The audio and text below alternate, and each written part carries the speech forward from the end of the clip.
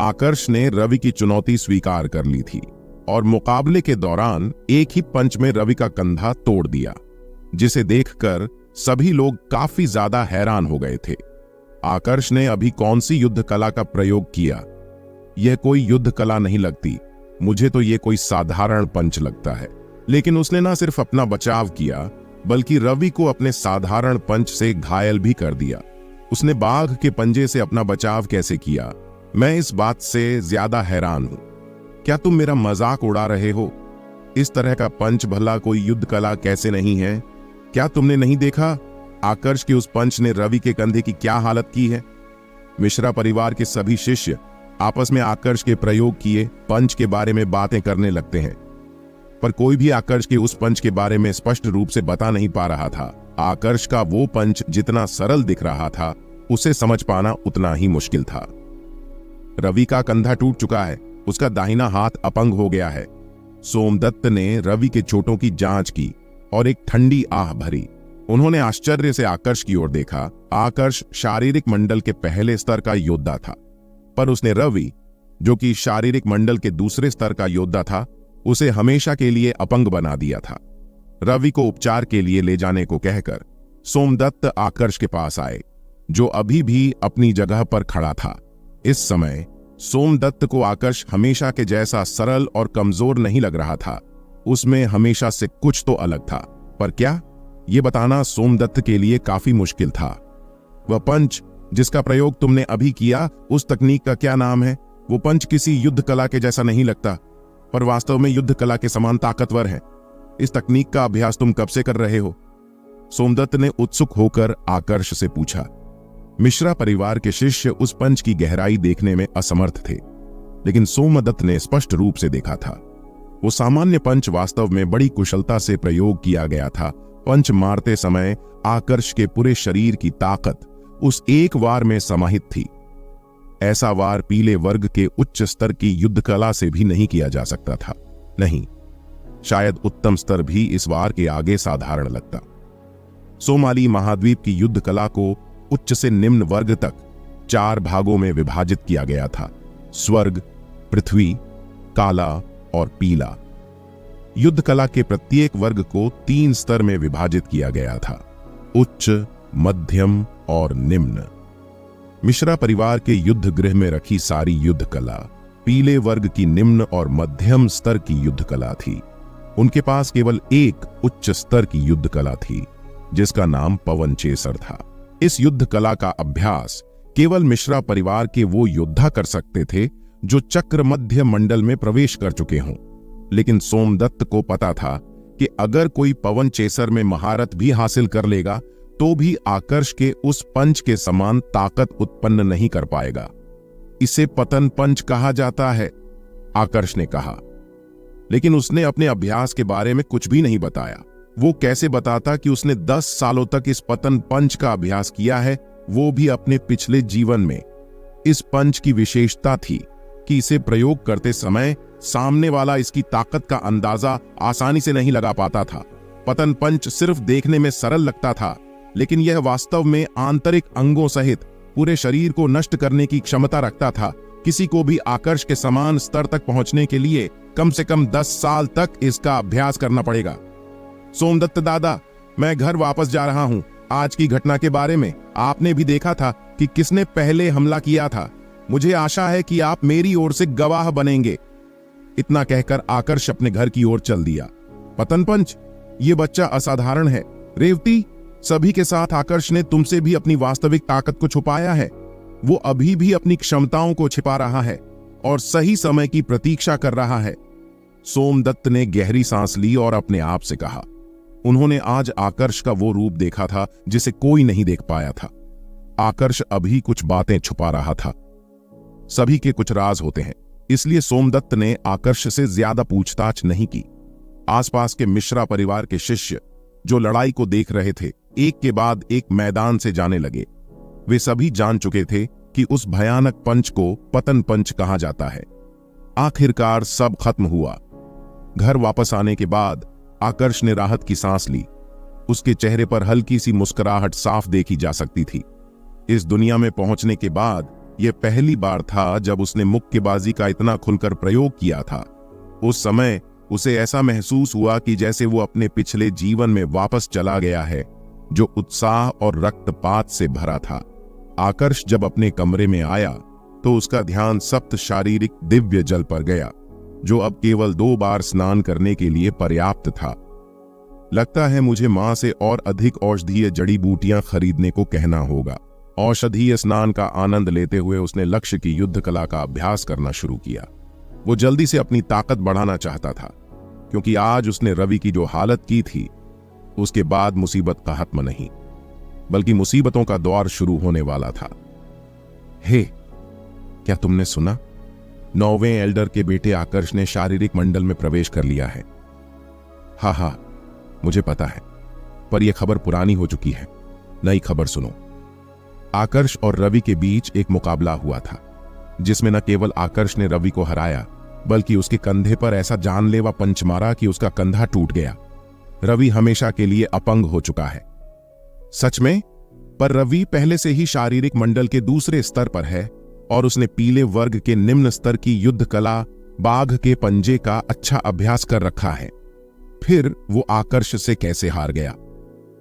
बाघ का पंजा बेकार है। आकर्ष की युद्ध कला, जिसे सब पतन पंच कह रहे हैं, उसके सामने बाघ का पंजा कुछ भी नहीं है। यहां तक कि 5वें एल्डर सोमदत्त दादा ने भी इसके प्रति प्रशंसा व्यक्त की है। जैसे जैसे पतन पंच के बारे लोगों को खबर मिलती रही, वैसे वैसे ही उसके बारे में और अधिक बातें होने लगी। कुछ शिष्यों ने इसे एक उत्तम स्तर की युद्ध कला घोषित किया, कुछ ने इसे पृथ्वी वर्ग की युद्ध कला घोषित किया, और कुछ ने तो यह तक घोषणा कर दी कि आकर्ष का पतन पंच एक स्वर्ग स्तर की युद्ध कला है। मिश्रा परिवार के एक कमरे के भीतर अमन बिस्तर के पास खड़ा था और अपने बेटे के टूटे हुए कंधे को देख रहा था। अमन के कानों में पहले एल्डर की आवाज अभी भी बज रही थी। अमन, अगर यह सिर्फ एक टूटी हुई हड्डी होती तो 9वें स्तर की सुवर्ण क्षति गोली का सेवन करना और कुछ समय का आराम चोट को ठीक करने के लिए पर्याप्त होता। लेकिन तुम्हारे बेटे रवि के कंधे की न सिर्फ हड्डी टूटी है, बल्कि सारी मांसपेशियां तक नष्ट हो चुकी हैं। यहां तक कि अगर तुम कुल प्रमुख से 8वें स्तर की सुवर्ण क्षति गोली लेकर रवि को दोगे तो इससे भी कोई फर्क नहीं पड़ेगा। मुझे माफ करना, पर मेरे पास इसका कोई उपचार नहीं है। आकर्ष, मैं तुम्हें जिंदा नहीं छोड़ दूंगा, तुम्हें मरना होगा। अमन ने गुस्से में अपनी मुट्ठी भींच ली और चिल्लाते हुए अपने आप से ही कहा, पिताजी, मेरा छोटा भाई कैसा है? ठीक इसी समय एक व्यक्ति भागते हुए कमरे में आया। यह व्यक्ति 7वें एल्डर अमन का सबसे बड़ा बेटा अभिजीत था, जिसकी गिनती मिश्रा परिवार के ताकतवर शिष्यों में होती थी। उसने न सिर्फ 16 साल की उम्र में ही शारीरिक मंडल के 4थे स्तर में प्रवेश कर लिया था, बल्कि पीले वर्ग के मध्यम स्तर की एक युद्ध कला पर्ण पंच में भी महारत हासिल कर ली थी। मिश्रा परिवार के शिष्यों को 16 वर्ष की आयु में वयस्क माना जाता था। 16 वर्ष का होने के बाद उन्हें मिश्रा परिवार के किसी भी व्यवसायों में से एक में मदद करने के लिए भेज दिया जाता था। अभिजीत भी उन्हीं में से एक था। जब उसे पता चला कि उसका छोटा भाई रवि घायल हो चुका है, तो वो अपने सारे काम छोड़कर भागते हुए रवि से मिलने आ पहुंचा। अमन ने एक गहरी सांस ली और बेहद भारी आवाज में कहा, अभिजीत, तुम्हारा छोटा भाई, उसका दाहिना कंधा टूट चुका है। यहां तक कि पहले एल्डर भी उसका उपचार करने में असमर्थ है। क्या? अभिजीत का शरीर कांप उठा, जैसे कि उस पर बिजली गिर गई हो। मिश्रा परिवार के पहले एल्डर पूरे सांची के एक प्रसिद्ध वैद्य थे, वो भी 9वें स्तर के। अगर वो भी रवि का उपचार करने में असमर्थ थे, यानी रवि की चोट सामान्य नहीं थी। बिस्तर के किनारे पर खड़े होकर अभिजीत सोते हुए रवि की ओर देख रहा था। रवि की हालत देख उसकी आंखों में भी अमन की तरह खून उतर चुका था। उसके छोटे भाई को जन्म देते समय उसकी मां की मृत्यु हो गई थी। उसने इन सभी वर्षों में अपने छोटे भाई को बड़े प्यार से संभाला था। चाहे वह भोजन हो या खिलौने, वह हमेशा अपने छोटे भाई को प्राथमिकता देता था। उसके लिए सबसे जरूरी उसका छोटा भाई था। लेकिन अब उसके छोटे भाई का दाहिना कंधा टूट गया था और उसका भविष्य बर्बाद हो गया था। यह सब सोचते हुए अभिजीत का दिल गुस्से से भर गया। पिताजी, क्या आप सुनिश्चित हैं कि रवि की यह हालत आकर्ष ने ही की है? अभिजीत ने अमन की ओर देखते हुए पूछा। जब उसने शुरू में इस घटना के बारे में सुना तो वह विश्वास नहीं कर पाया। कमजोर सा दिखने वाला आकर्ष, जिसने अभी तक शारीरिक मंडल में प्रवेश भी नहीं किया था, उसके छोटे भाई को गंभीर रूप से घायल करने में कामयाब हो गया था। हाँ, मैंने 5वें एल्डर सोमदत्त के साथ बात की थी। आकर्ष ने ही रवि को घायल किया था 3 दिन पहले। न सिर्फ उसने शारीरिक मंडल के पहले स्तर में प्रवेश किया, बल्कि एक उच्च स्तर की युद्ध कला का भी प्रयोग किया था, जिसे सब पतन पंच कह रहे हैं। अमन ने अपने दांत पीसते हुए कहा। शारीरिक मंडल का पहला स्तर, पतन पंच? अभिजीत ने अपने आप से हैरान होते हुए कहा। पिताजी, मेरे साथ चलिए। वो भी ठीक इसी समय रेवती के घर में। मां, आप यहां, क्या कुछ हुआ है? आकर्ष, जो अभी सप्त शारीरिक दिव्य जल में नहाकर अपने कमरे से बाहर आया था, अपनी मां रेवती को अपने सामने खड़ा देख शर्मिंदा होते हुए बोला। रेवती ने अपने बेटे को थोड़ा हैरान होते हुए देखा। वह अभी भी विश्वास नहीं कर पा रही थी जो उसने आकर्ष के बारे में सुना था। उसका बेटा न सिर्फ शारीरिक मंडल के पहले स्तर में प्रवेश करने में कामयाब हुआ था, बल्कि उसने अमन के बेटे रवि को भी हमेशा के लिए अपंग बना दिया था। आकर्ष, क्या तुम अपनी मां को यह नहीं बताना चाहोगे कि तुमने पतन पंच नामक युद्ध कला कब सीखी? यहां तक कि 5वें एल्डर सोमदत्त भी तुम्हारी प्रशंसा करते नहीं थक रहे थे। रेवती ने आकर्ष को एक मुस्कान के साथ देखते हुए पूछा। मां, अगर मैं आपसे कहूं कि जब उस बूढ़े व्यक्ति ने मुझे सप्त शारीरिक दिव्य जल बनाना सिखाया था, तब उसने मुझे यह युद्ध कला भी सिखाई, तो क्या आप मुझ पर विश्वास करोगी? आकर्ष ने हल्का शर्माते हुए कहा। आकर्ष, तुम अब बड़े हो गए हो। मैं जानती हूं कि तुम्हारे पास कुछ ऐसे रहस्य हैं जिनका तुम खुलासा नहीं करना चाहते, इसलिए मैं इस बारे में तुमसे ज्यादा नहीं पूछूंगी। लेकिन तुम याद रखना कि कोई तुम्हारे बारे में कुछ भी कहे, मैं हमेशा तुम्हारे साथ हूं। रेवती ने गंभीर होकर आकर्ष से कहा। आकर्ष का दिल कांप उठा, उसकी आंखें भर आई। ठीक इसी समय अमन की घृणा से भरी आवाज उन दोनों को सुनाई दी। रेवती, बाहर आओ, मुझे तुमसे कुछ बात करनी है। उसमें अभी भी यहां आने की हिम्मत बची है, रेवती ने गुस्सा होते हुए कहा। अगले ही पल अमन और उसका बेटा अभिजीत रेवती के सामने खड़े थे। वो दोनों आकर्ष को ऐसे देख रहे थे जैसे कोई शिकारी अपने शिकार को देखता है। अगर रेवती वहां नहीं होती तो आकर्ष अब तक कई बार मर चुका होता। अमन, क्या मैं जान सकती हूं कि तुम्हारे यहां आने का क्या उद्देश्य है? कहीं तुम आकर्ष को हानि पहुंचाने के उद्देश्य से तो यहां नहीं आए? रेवती ने एक कदम आगे बढ़ाया और आकर्ष को अपने पीछे छिपाते हुए अमन से कहा। रेवती, फिक्र मत करो। तुम्हारे बेटे आकर्ष और मेरे बेटे रवि के बीच की लड़ाई को सोमदत्त ने देखा था। रवि के घायल होने में आकर्ष की कोई गलती नहीं है। वो अपनी खुद की गलती के कारण घायल हुआ था। अमन ने एक गहरी सांस ली और अपने गुस्से को शांत करते हुए कहा। फिर तुम्हारे यहां आने का क्या कारण है? अमन ने जो कुछ कहा था उस पर रेवती को भरोसा नहीं हो रहा था। रेवती चाची, अभिजीत, जो अमन के पास खड़ा था, विनम्रता से बोला। रेवती को प्रणाम करने के बाद अभिजीत की नजर आकर्ष पर पड़ी। तुरंत उसकी आंखें चमक उठीं क्योंकि उसे अपना शिकार मिल चुका था। रेवती चाची, मेरे पिता यहां मेरे साथ आए हैं। मेरे यहां आने का कारण आकर्ष को चुनौती देना है। मैंने सुना है कि उसका पतन पंच बहुत शक्तिशाली है, इसलिए मैं उसकी ताकत देखने चला आया। अभिजीत की बात सुनकर रेवती की भौहें गुस्से से तन गई। अभिजीत, जहां तक मैं जानती हूं तो तुम मेरे बेटे से 1 वर्ष बड़े हो और पहले से ही शारीरिक मंडल के 4थे स्तर में कदम रख चुके हो, जबकि मेरा बेटा अब भी शारीरिक मंडल के पहले स्तर में है। क्या उसे चुनौती देते हुए तुम्हें शर्म नहीं आ रही? रेवती ने अभिजीत पर एक नजर डाली और उदासीनता से कहा। चाची, आकर्ष शारीरिक मंडल का कोई साधारण योद्धा नहीं है। उसने आसानी से मेरे छोटे भाई को हरा दिया था। अभिजीत ने मुस्कुराते हुए रेवती से कहा। इससे पहले कि रेवती कुछ कह पाती, आकर्ष अभिजीत के सामने आया और बोला, मैं तुम्हारी चुनौती को स्वीकार कर सकता हूं, लेकिन मेरी एक शर्त है। क्या थी आकर्ष की शर्त? क्या अभिजीत उसकी शर्त मानेगा? क्या आकर्ष हरा पाएगा अभिजीत को या फिर मारा जाएगा? जानने के लिए सुनते रहे मार्शल एम्परर सिर्फ और सिर्फ द हॉरर हंटर चैनल पर। अभिजीत और अमन आकर्ष के कमरे में आकर उसे लड़ाई की चुनौती दे देते हैं। इससे पहले कि रेवती कुछ कह पाती, आकर्ष अभिजीत के सामने आया और बोला, मैं तुम्हारी चुनौती को स्वीकार कर सकता हूं, लेकिन मेरी एक शर्त है। आकर्ष, रेवती ने आकर्ष को रोकते हुए कहा। रेवती को बहुत बुरा लग रहा था क्योंकि आकर्ष ने बिना उसकी सलाह पूछे अभिजीत की चुनौती स्वीकार कर ली थी। कैसी शर्त? अभिजीत ने बिना किसी देरी के तुरंत आकर्ष से पूछा। जब तक आकर्ष उसकी चुनौती स्वीकार करने को तैयार था, वो भी उसकी किसी भी शर्त को मानने के लिए तैयार था। उसके पास अपने छोटे भाई का बदला लेने का यह सबसे अच्छा अवसर था और वह यह अवसर कैसे जाने दे सकता था। मेरी शर्त बहुत साधारण है। आज से ठीक 1 महीने के बाद मैं तुमसे लड़ूंगा। यदि तुम्हें यह शर्त स्वीकार नहीं है या फिर डर लग रहा है तो कोई बात नहीं, तुम यहां से जा सकते हो। मैं सोचूंगा जैसे तुम मुझे चुनौती देने के लिए कभी आए ही नहीं, आकर्ष ने शांत स्वर में कहा, जैसे कि वो जानता हो कि अभिजीत उसकी शर्त जरूर स्वीकार करेगा। ठीक है, मैं तुम्हें 1 महीने का समय देता हूं। मुझे आशा है कि तुम 1 महीने बाद मुझसे लड़ोगे, न कि कहीं छुपने की कोशिश करोगे।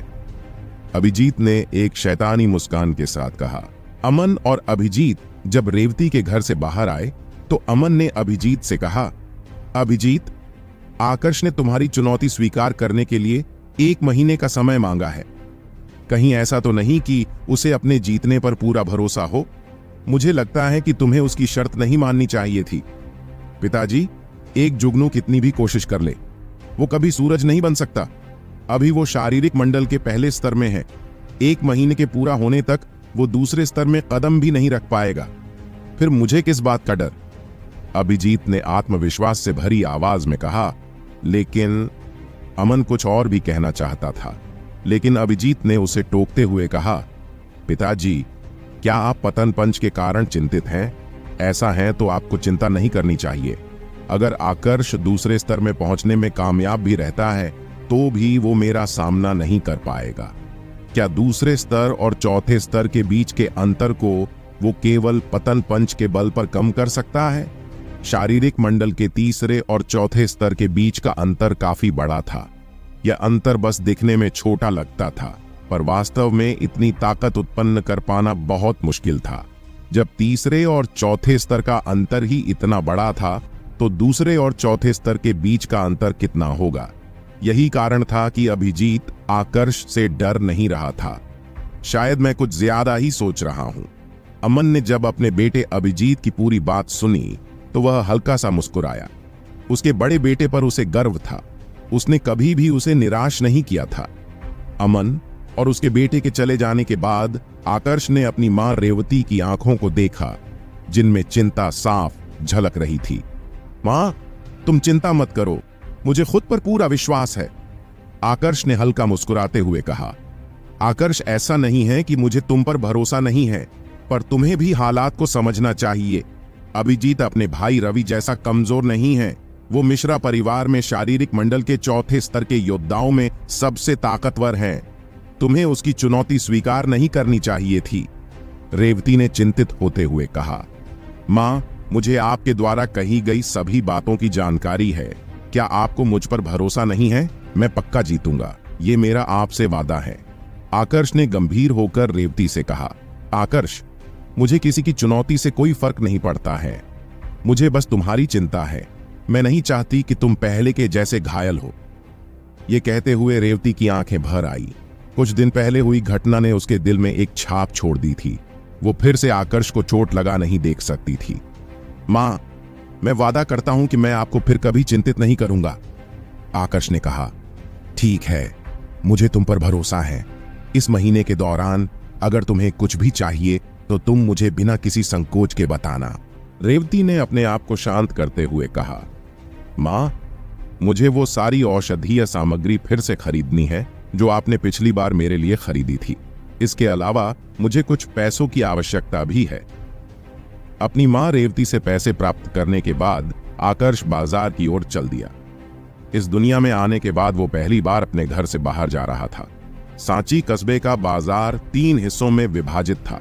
जिसे मिश्रा परिवार सहित 2 अन्य परिवार नियंत्रित करते थे। आकर्ष सबसे पहले मिश्रा परिवार द्वारा नियंत्रित बाजार में गया।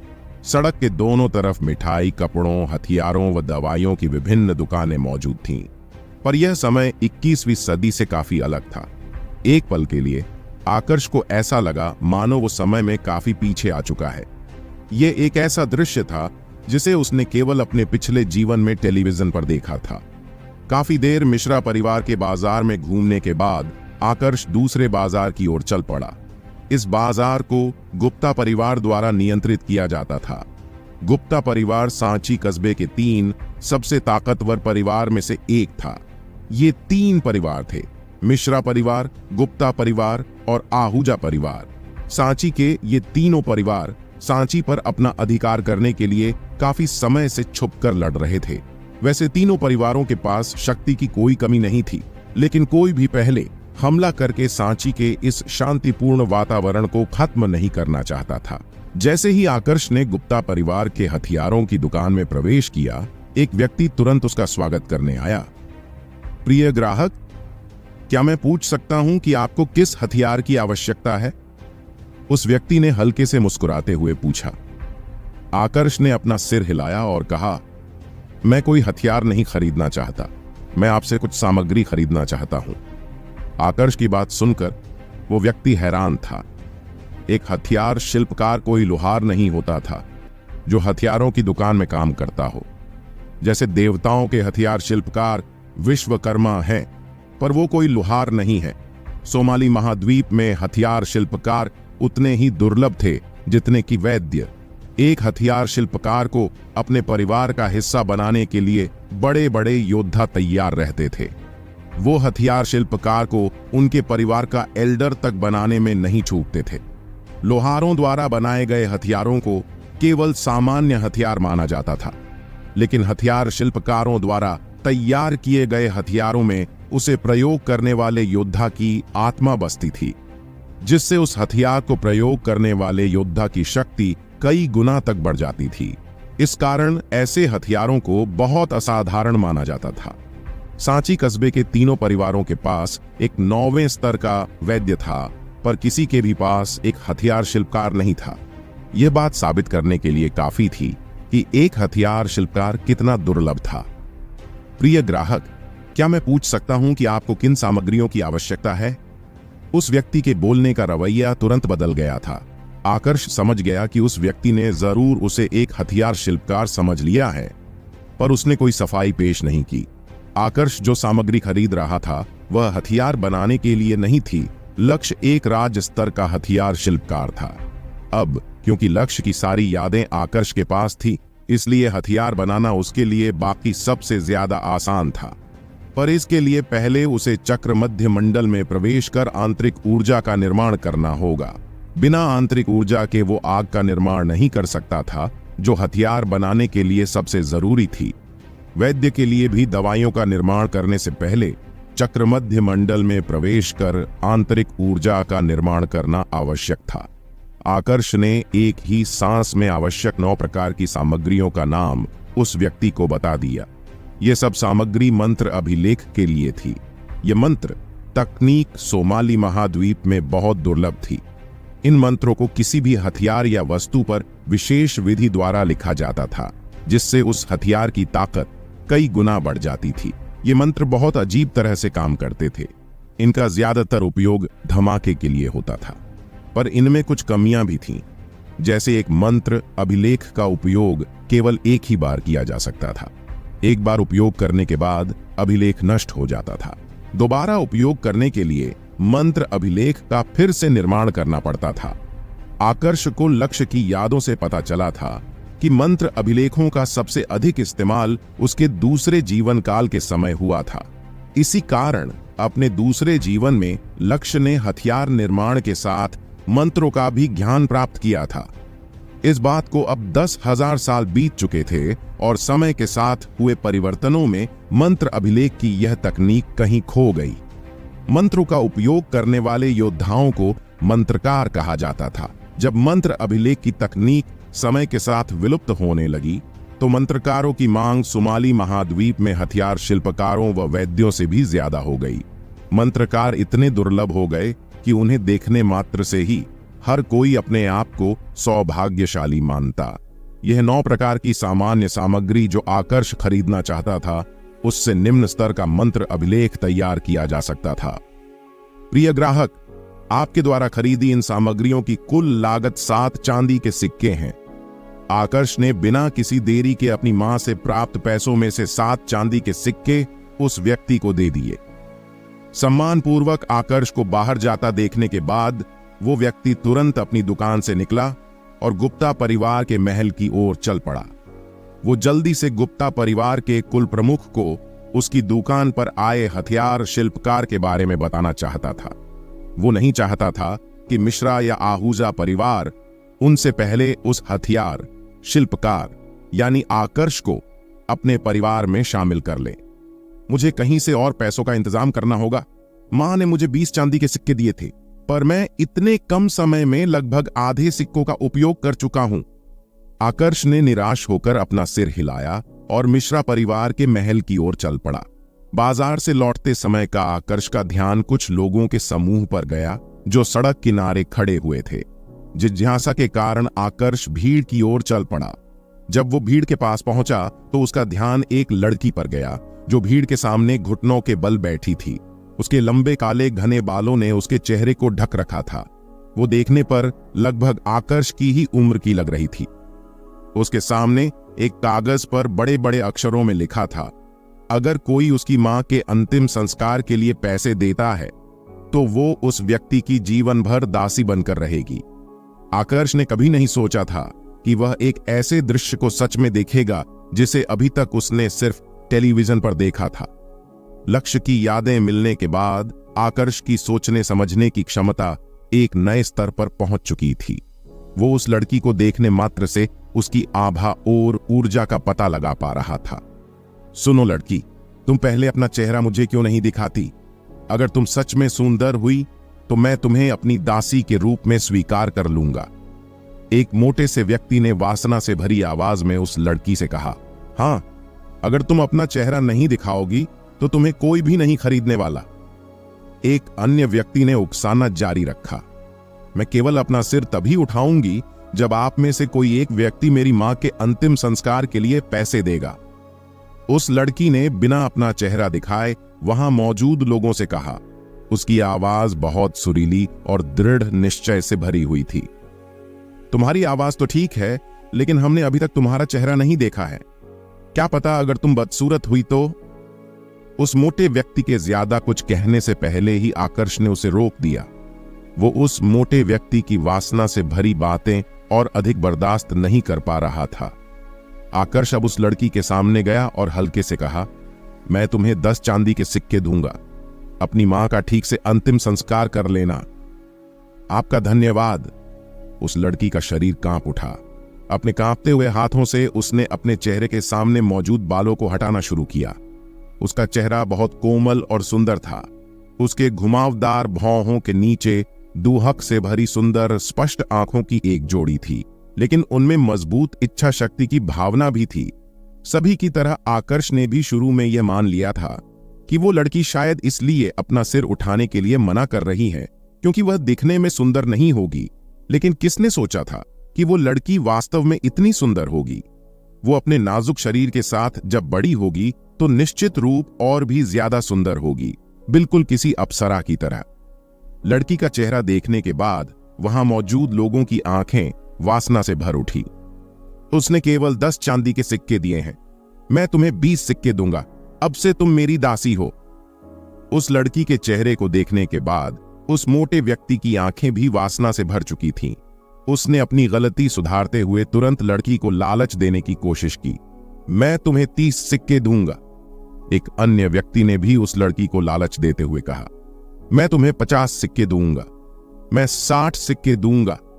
आकर्ष ने गुस्से में उन सभी लोगों की ओर देखा जो लड़की को लालच दे रहे थे। वो सभी कीमत ऐसे बढ़ा रहे थे मानो वहां कोई नीलामी चल रही हो। उसने सोच लिया था कि अगर उस लड़की ने सबसे अधिक बोली लगाने वाले को चुना तो वह तुरंत वहां से चला जाएगा। इस प्रकार के लोग वैसे भी उसकी मदद के लायक नहीं थे। क्या लगता है आपको, क्या करेगी वो लड़की?